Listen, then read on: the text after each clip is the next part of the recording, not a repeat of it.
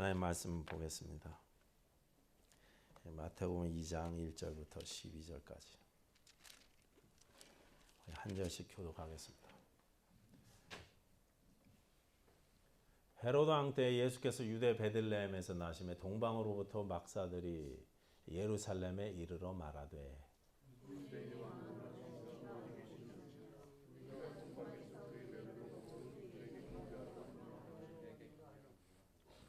헤로드 왕과 온 예루살렘이 듣고 소동한지라.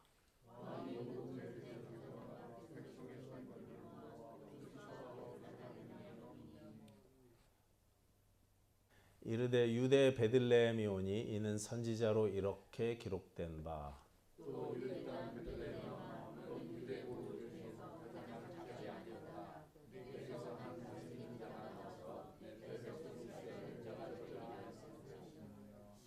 이에 헤롯이 가만히 박사들을 불러 별이 나타난 때를 자세히 묻고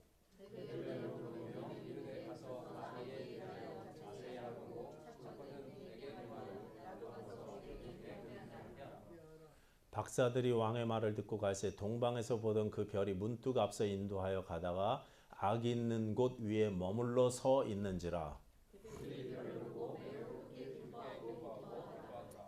집에 들어가 아기와 그의 어머니 마리아가 함께 있는 것을 보고 엎드려 아기께 경배하고 보배압을 열어 황금과 유향과 모략을 예물로 드리니라. 그들은 꿈에 헤로데게로 돌아가지 말라 지시하심을 받아 다른 길로 고국에 돌아가니라. 아멘. 어제 크리스마스 선물 잘 전달하고 돌아왔습니다. 모든 일정들을 진행해 주신 우리 박 목사님 또 사모님께 감사드리고 또 기도해 주시고 선물 모아 주신 성도님들께도 감사드립니다. 특별히 하루 종일 함께 해주시고 여러 가지로 섬겨주신 우리 박승혜 성도님께도 감사드립니다. 제가 주보에도 써놨지만 어제 저는 미국에 다시 못 들어오는 줄 알았어요. 못 들어오는 줄 알았어요. 저는 한국 사람이라는 걸 잠깐 깜빡해갖고 박 목사님, 사모님, 박승혜 성도님 다 미국 사람인데 그래서 그분들은 그것만 보여주면 되는데 저는 서류가 있어야 되거든요. 외국인이라서. 근데 제가 안 갖고 갔어요. 그래놓고 자신 있게 다 갖고 갔다고 막 2번, 3번 큰 소리를 쳤습니다. 감사하게도 그 검사하시는 분이 경고만 한번 주시고 주의 다음부터 가지고 다니라고 그러고 들여보내 주셨습니다. 오늘 예배할 수 있게 돼서 하나님께 감사드리고 또 기도해 주신 여러분들께 감사드립니다. 그곳에 있는 이 새 교회들을 위해서도 계속 기도해 주시기 바라고 또 이런 사역들과 섬김들이 우리 가운데 계속됐으면 좋겠습니다. 감사합니다. 오늘 본문의 동방박사 이야기는 크리스마스 스토리에서 가장 잘 알려진 이야기죠. 다 알고 있습니다. 그런데 유명한 이야기지만 우리가 사실 이 동방박사들에 대해서 아는 게 별로 없어요. 별로 없습니다. 왜냐하면 성경의 이 동방박사 이야기가 마태복음 이 부분에만 나오고 다른 곳에는 안 나와요. 비슷한 이야기들이 좀 나오면 비교해보고 추정도 해보고 찾아보고 할 텐데 여기만 나와요. 그러다 보니까 정보가 그렇게 많지 않다 이거죠. 우선 이 사람들이 동방에서부터 왔다 그랬는데 그 동방이 도대체 어디냐? 동쪽에서 왔다는데 동쪽이 어디냐? 이것도 확실하지가 않죠. 보통은 바벨론이다 이렇게 이야기하죠. 동방 그러면 바벨론을 성경에서 이야기하기 때문에 지금의 이라크 지역에서 오셨나 보다. 그러면 이 사람들이 참 멀리서 왔겠구나. 참 힘든 여행을 했겠구나. 이렇게 우리가 추정해 볼 수 있고 만약에 이 사람들이 바벨론의 사람들이라면 어떤 성경학자들은 다니엘이 끌려갔던 그 바벨론에서 다니엘이 예언자 아니었습니까? 그러니까 다니엘의 제자들의 후손일 것이다. 뭐 이렇게 생각하는 성경학자들도 있습니다. 또 이 동방박사들이 예수님을 찾아온 시기에 대해서도 말들이 있습니다. 누가복음에 나오는 목자들처럼 예수님이 태어나자마자 경배하러 찾아왔던 게 아니고 어느 정도 시간이 걸렸을 때 찾아왔을 것이다. 이렇게들 이야기합니다. 11절에 나오는 아기라는 말이 파이디온이라는 단어인데 이 말은 갓난아기가 아니고 어린 아기라는 뜻입니다. 어느 정도 자란 아기를 나타내는 단어예요. 그러다 보니까 예수님을 경배하러 들어갔을 때 말구유가 있는 짐승우리로 들어가지 않고 집으로 찾아갔죠. 이미 집에 계셨습니다. 그러니까 갓 태어나자마자 경배하신 것이 아니라는 그런 뜻입니다. 헤롯이 아기들을 학살할 때 갓난아기들을 죽인 게 아니고 2살을 기준으로 죽였습니다. 그러니까 예수님이 당시에 1살 또는 2살 정도 되셨을 것이다. 이렇게 추정할 수 있는 것입니다. 또 동방박사들 몇 명이 찾아왔는지도 우리가 확실하지 않죠. 어떤 선물을 3가지 종류를 드렸기 때문에 3명이다 이렇게 이야기하지만 3명인지 10명인지 아니면 사절단을 많이 끌고 왔는지 우리가 잘 알 수 없습니다. 정확히 알 수 없습니다. 또 이 사람들이 별을 보고 찾아왔다고 하는데 이 별이 무슨 별인지도 의견이 분분합니다. 뭐 혜성이라는 분들도 있고 무슨 별 우주의 어떤 물체라고 이야기하시는 분들도 있습니다. 그런데 여러분 별이 저 우주에 멀리 있지 않습니까? 아무리 가까이 온 혜성이라고 해도 상당히 먼 거리에 있지 않습니까? 그런데 그 별이 그 먼 거리에 떠 있던 그 물체가 구체적인 구절 말씀처럼 구체적인 장소까지 와서 그 위에 머물러 있었다? 이것은 사실 있을 수 없는 이야기죠. 별이 그렇게 움직이지는 않죠. 동방으로 추정되는 지금 이라크 지방에서 예루살렘까지 가려면 직선거리로는 안 됩니다. 왜냐하면 직선거리로 갔다간 그 가운데 거대한 아라비아 사막이 가로막고 있어서 글로 섣불리 들어갔다간 다 죽는 거예요. 그래서 옛날 사람들은 다 어떻게 걸어갔냐면 티그리스 유프라티스 강 유역을 따라서 쭉 위로 올라갔다 내려왔어요. 아브라함도 그 길을 돌아서 가나안 땅으로 가지 않았습니까? 근데 별이 그렇게 쭉 돌아서 안내를 예루살렘까지 왔다 다시 베들레헴으로 또 다시 안내하셨다? 이건 좀 이상하다 이거죠. 별이라고 하기에는. 그래서 어떤 성경학자들이 별이라는 단어가 큰 빛이라는 의미를 가지고 있다는 것에 착안해서 이 별을 하나님의 사람들을 인도한 하나님의 임재로 해석하기도 합니다. 하나님의 임재, 하나님의 현현. 구약 성경에도 이런 경우가 나오죠. 출애굽할 때 하나님께서 이스라엘 백성들을 구름 기둥과 불 기둥으로 나타나셔서 인도하셨습니다. 솔로몬 성전에 하나님의 영광이 임하셨습니다. 수룹바벨 에스겔 성전에도 환상 가운데지만 하나님의 임재가 있었습니다.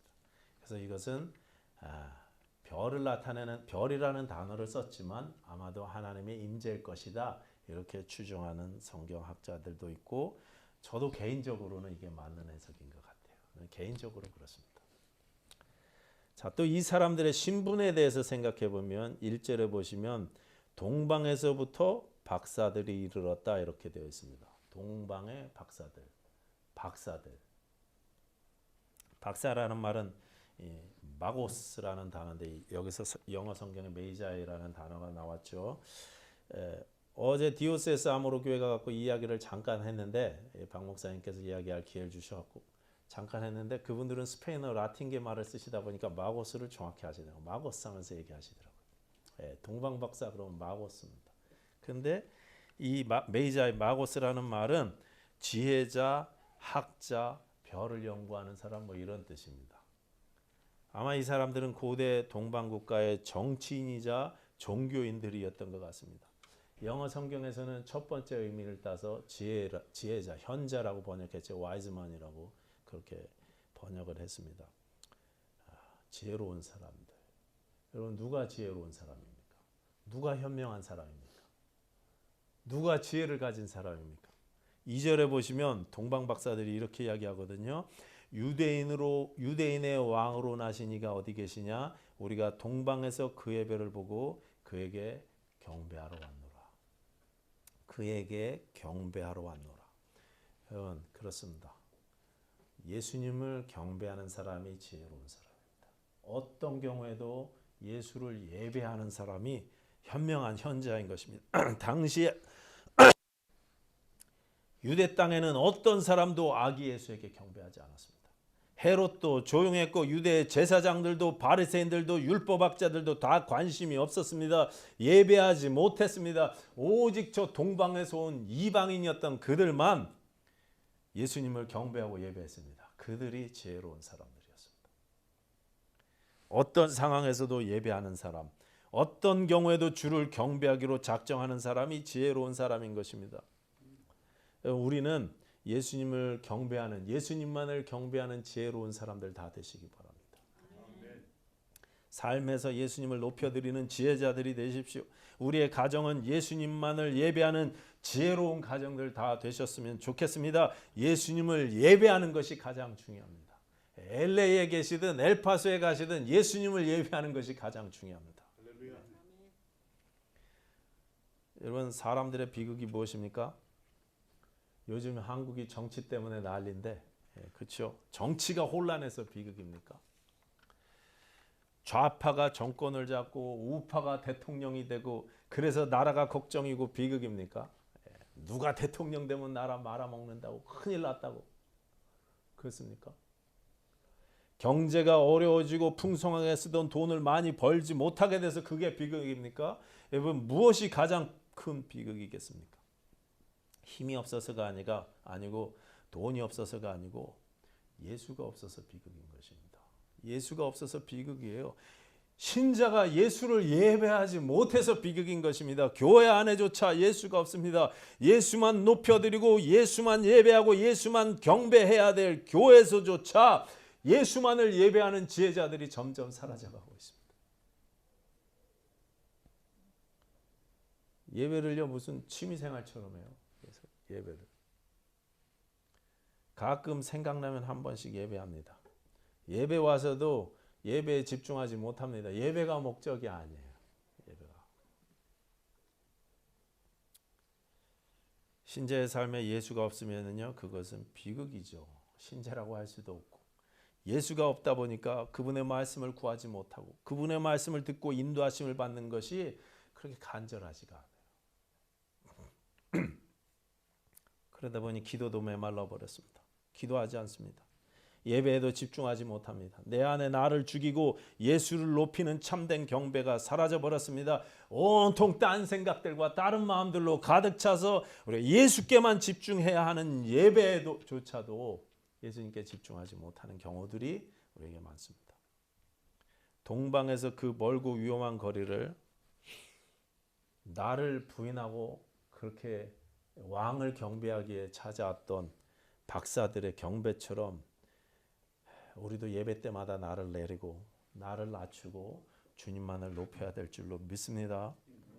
그래서 예배가 끝나면 우리의 태도가 바뀌고 우리의 잘못들을 찾아내서 회개하고 다시 결단하고 회개하고 돌이키는 모습들이 우리에게 나타나져야 마땅한 것입니다. 그런 일이 없다면 우리는 슬픈 것입니다. 이건 비극인 것입니다. 이 동방의 박사들이 아기 예수를 경배할 때 빈손으로 예배하지 않고 예물을 드렸죠. 예물을 드렸는데 그게 황금과 유향과 모략입니다. 세 가지. 황금과 유황이 아니고 유향인데 자꾸 유황이라고 성경 퀴즈 때마다 유황이라고 쓰시는 분들이 지금 황금과 유향과 모략을 드렸습니다. 11절 다시 읽어보겠습니다. 11절 다 같이 시작. 집에 들어가 제가 읽을게요. 집에 들어가 아기와 그의 어머니 마리아가 함께 있는 것을 보고 엎드려 아기께 경배하고 보배압을 열어 황금과 유향과 모략을 예물로 드리니라. 황금은요 왕에게 가장 잘 어울리는 예물이었습니다. 왕에게 최고의 영광과 존경을 표현하는 예물이 황금입니다. 그래서 왕관이나 왕좌를 황금으로 치장했었고 황금으로 관을 만들었었어요. 동방 박사들이 황금을 드린 것은 예수님이 온 인류의 왕으로 오셨다는 것을 예언적으로 선포한 것입니다. 예수가 왕 되신다는 고백입니다. 여러분, 우리의 인생의 왕이 예수님이십니까? 나를 지배하고 다스리시는 왕, 여러분이 우리 주 예수 그리스도가 왕이 되셔서 왕 되신 그분의 인도하심을 매일 우리가 따르고 있느냐 이 말씀입니다. 우리는 말씀에 순종하고 있습니까? 왕 되신 그분의 말씀에 순종하고 있습니까? 우리 샌달스 교회가 오늘 크리스마스 뭐 음식 만든대요. 좀 이따 친교할 때 와서 먹으라고 그랬는데 예배 끝나면 빨리 가서 받았으면 좋겠어요. 잔뜩 가져다가 먹었으면 좋겠습니다. 네. 예수가 왕이 되셔서 왕의 다스리심을 우리가 받아야 되는데 우리가 다스리심을 받는 예수의 백성이 맞습니까? 우리 가정이 그렇습니까?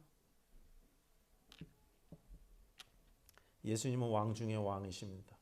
내 삶의 절대적인 주인이십니다. 그분의 말씀에 그분의 인도하심에 절대적으로 순종하실 수 있는 왕의 백성들 되시기 바랍니다. 왕의 백성만 왕을 찬송할 수 있어요. 왕의 백성만 그분의 인도하심을 받을 수 있습니다. 제가 다니는 센터에서 크리스마스 파티한다고 저한테 특송을 하라 그랬는데 오늘 그 오거룩한 밤 그거 특송하는데 제 짝을 붙여주셨어요. 그 짝이 제 전도 대상자인데요. 불교 믿으시는 분이세요. 둘이 오거룩한 밤을 부르는데 이 제 짝은요 어렸을 때 미션 처치 다니면서 상처 하도 많이 받아서 예수라 그러면 아주 교회라 그러면 진절머리가 난다는 분이세요. 근데 저하고 같이 주 예수님 그거를 찬송하게 됐어요 지금. 그래서 아주 죽을 맛이에요. 근데 열심히 연습은 하고 계시는데 여러분 저는 하나님의 백성이고 왕의 백성이고 이분은 왕의 백성이 아니에요. 비록 우리가 노래로 입으로 찬송은 하지만 이분의 찬송이 하나님께 상달되겠습니까? 왕의 백성이 아닌데 그냥 노래일 뿐입니다. 교회 노래일 뿐입니다. 여러분 예수 그리스도가 여러분의 왕 되십니까? 아멘. 아멘. 아멘입니다. 예수님은 우리의 왕 되십니다. 두 번째 선물은 유향입니다. 이 유향은 구약의 성전에서 예배드릴 때 성막에서 예배드렸을 때 사용했던 향료, 향품의 재료였습니다. 그래서 출애굽기 30장 34절부터 나오는데요. 제가 읽어볼게요. 잘 들어보세요. 여호와께서 모세에게 이르시되 너는 소합향과 나감향과 풍자향의 향품을 가져다가 그 향품을 유향에 섞되 각기 같은 분량으로 하고 그것으로 향을 만들되 향 만드는 법대로 만들고 그곳에 소금을 쳐서 성결하게 하고 그 향 얼마를 곱게 찌어 내가 너와 만날 회막안 증거계 앞에 두라. 이 향은 너희에게 지극히 거룩하니라. 내가 여호와를 위하여 만들 향은 거룩한 것이니 너를 위하여는 그 방법대로 만들지 말라. 냄새를 맡으려고 이 같은 것을 만드는 모든 자는 그 백성 중에서 끊쳐지리라. 너희를 위해서는 만들지 말라 그랬습니다. 하나님을 위해서만 사용하던 향품이 유향이었습니다. 여기 향을 만들어서 성막 안에 지성소 안에 있는 법궤 앞에 이 향을 두라고 말씀하셨는데 그게 커튼 앞인지 뒤인지는 정확하지 않지만 그게 지성소 안에 있던 법궤의 앞부분에 이 향을 피웠어요. 그리고 이것을 사람을 위하여는 만들지 말라고 엄히 명령하셨습니다. 유향은 하나님 앞에 예배할 때 쓰던 향의 주된 재료였습니다. 오직 하나님께만 사용되던 향품이었던 것입니다. 그러니까 이것을 아기 예수께 예물로 바쳤다는 것은 이 아기 예수가 곧 하나님이시라는 고백인 것입니다. 하나님께만 드려야 될 것을 아기에게 바쳤습니다. 예수님을 하나님으로 고백한다. 여러분 그러면 우리가 이것은 예수님만 섬기겠다는 그런 뜻일 것입니다. 세상은요 여러 가지를 섬깁니다. 돈과 성과 권력을 섬깁니다. 그래서 재물을 섬기고 성적인 매력들을 꾸미려고 엄청 애쓰고 육신적인 쾌락들을 추구합니다. 권력과 힘을 얻기 위해서 애쓰면서 삽니다. 그 생각을 그대로 가지고 교회 안으로 들어와서 아직 성령으로 거듭나지 못한 그런 자들은 여전히 그런 생각으로 그런 것들을 얻기 위해서 교회를 이용하고 신앙을 이용하기도 합니다. 돈, 성, 권력. 여러분은 무엇을 추구하면서 사십니까? 무엇을 섬기십니까? 누구를 예배하십니까? 하나님 되시는 예수님만 섬기시기 바랍니다. 예수님만 예배하실 수 있는 저와 여러분 되시기를 축원합니다. 하나님이신 그분이 자기 자신을 내려놓고 이 땅에 낮고 연약한 아기의 모습으로 오셨다는 사실을 여러분 잘 생각하셔야 됩니다. 깊이 생각하셔야 됩니다. 하나님이신 그분이 오히려 자기를 비워 종같이 되셨다는 사실 자기를 비우실 뿐만 아니라 자기를 낮추시고 죽기까지 복종하셔서 나를 살리셨다는 사실을 매일 우리가 생각하셔야 됩니다. 알고 있습니까? 알고 계셨다고요? 그렇다면 우리의 예배 생활이 지금과는 다를 것입니다. 지금과 많이 달라졌을 것입니다. 내가 이 자리에 나오기까지 하나님께서 얼마나 큰 희생과 대가를 치르셨는지 우리가 정말로 깊이 영혼 깊숙이 알고 있다면 우리의 예배 생활이 지금과는 많이 달랐을 것입니다.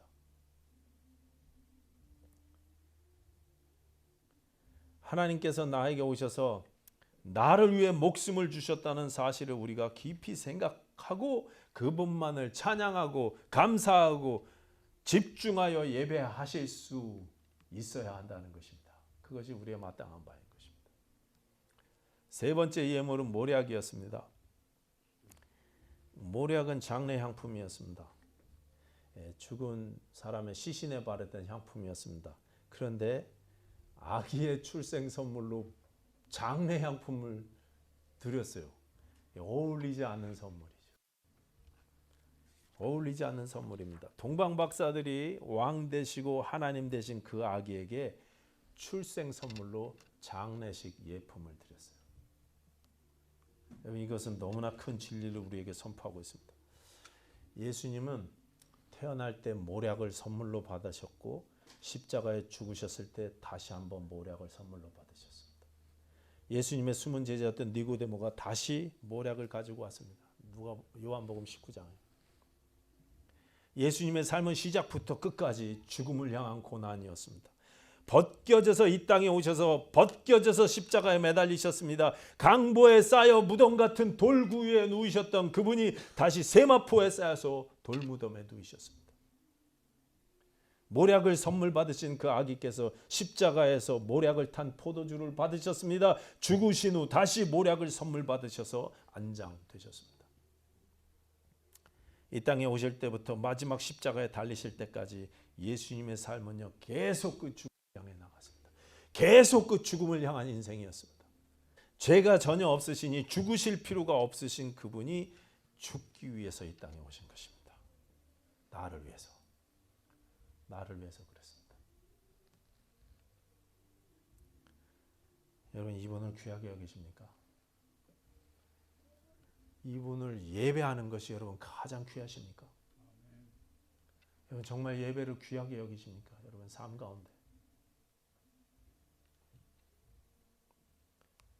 초대교회 때는요 크리스마스 기념 예배가 없었습니다. 예수님의 생일 축하 날이 없었습니다. 생일 예배가 아니라 메모리얼 워십만 있었어요. 죽음을 기념하는 날만 있었습니다. 매주일이 예수님의 죽음을 기념하는 예배였습니다. 왜냐하면 크리스마스도 예수님께는 고난의 연속이었기 때문입니다. 여러분 잠깐 딴 이야기지만 우리가 사는 이 세상 3차원 공간에서 우리가 살고 있고 시간이라는 벡터까지 해갖고 4차원 공간에서 우리가 살고 있지 않습니까?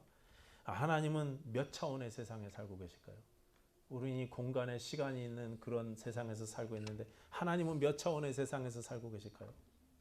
수학적으로는 여러분 방정식 잘 푸는 사람도 4차 방정식은 어떻게 풀지만 5차, 6차는 운이 딱 좋아야 풀 수 있고 그 이상은요 손으로 계산이 안 돼요.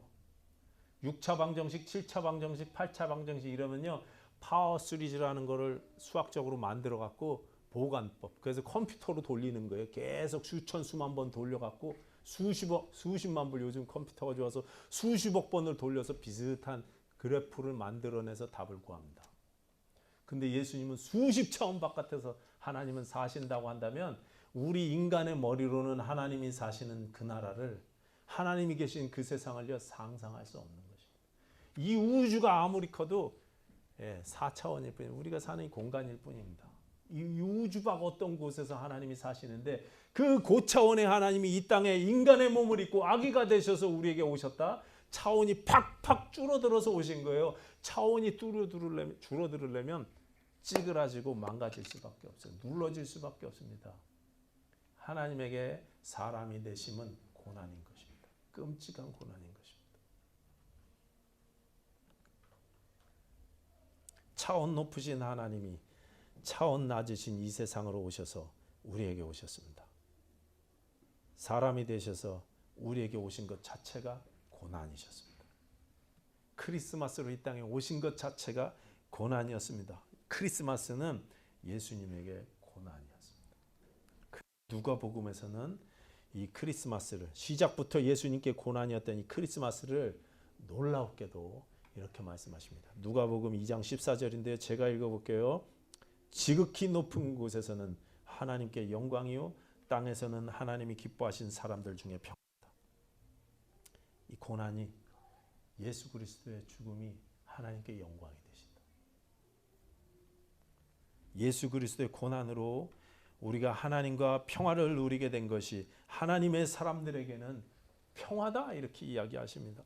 하나님께 영광이 되시고 우리에겐 평화가 되신다. 이것은 곧 하나님께서 예수 그리스도의 죽음을 원하셨다는 것입니다. 예수 그리스도의 고난을 하나님이 원하셨다는 뜻입니다. 저와 여러분을 위해서 십자가에서 죽으심이 하나님의 뜻이셨다는 거예요. 우리는 그 이유를 모릅니다. 하나님이 왜 나를 사랑하시는지, 왜 나를 사랑하셔서 당신의 독생자와 맞바꾸셨는지 모릅니다. 우리는. 그러나 성경은 계속 말씀하시기를 하나님이 나를 사랑하시고 나를 기뻐하신다. 그 사실을 독생자를 주심으로 증명하셨다. 성경은 그렇게 이야기할 뿐이에요. 믿느냐 믿지 않느냐의 문제입니다. 이해할 수가 없죠. 이해할 수가 없지만 그 하나님이 우리를 사랑하셨습니다. 왕이시고 하나님 되신 그분이 나를 위해서 죽기 위해 이 땅에 오셨습니다. 그날이 크리스마스입니다.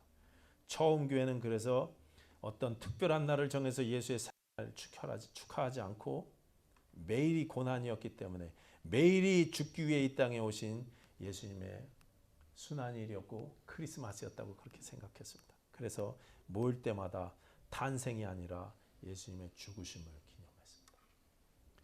왕 되신 그분이, 하나님이신 그분이, 죽기 위해 이 땅에 오신 그분이 나를 사랑하셔서 자기의 목숨을 주셨다는 사실을 여러분 믿으시기 바랍니다. 늘 기억하시고 감사 찬양하시게 되기를 바랍니다.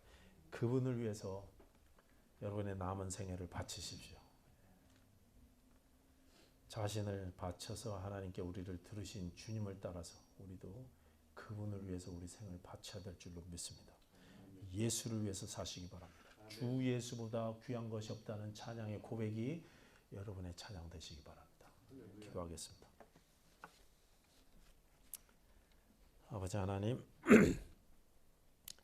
우리 주님을 우리가 왕으로 고백합니다.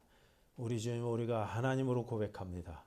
또 우리의 구원자로 고백합니다. 하나님, 우리가 왕의 백성답게, 하나님의 자녀답게, 구원받으신 주의 백성답게 그렇게 살게 하여 주시옵소서. 감사드리며 예수님 이름으로 기도하였습니다.